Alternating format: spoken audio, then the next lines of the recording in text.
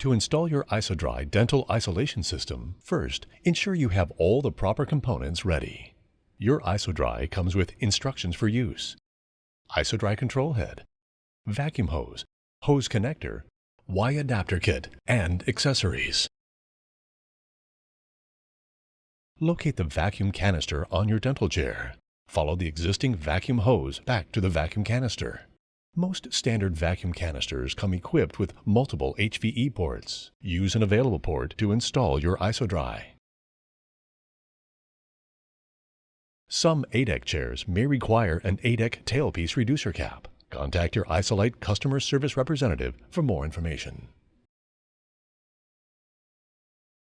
Remove the line plug from the additional HVE port. Connect the Isodry hose connector onto the vacuum hose. Connect the vacuum hose onto the additional HVE port of the vacuum canister.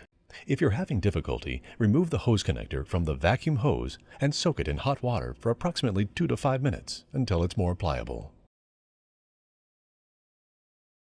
If an additional HVE port is not available, use the provided Y adapter kit so that your existing vacuum hose may be connected simultaneously.